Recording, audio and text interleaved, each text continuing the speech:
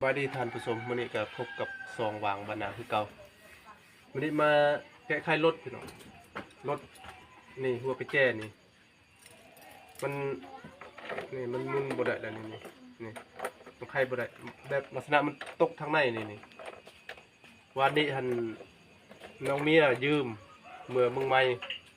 มึงกวาดเมทัลอยู่คลินิกน้ำมันก็บ่ได้ตื้มได้อยู่ในนี้จักมีบ่น้ำมันนี่ยันบ่มีหอน้ำมันซั่นนี่เอาเบิ่งต่อไปพี่น้องสิแกะได้หรือบ่ได้ทางนี้เอาสิลองงัดทางนี้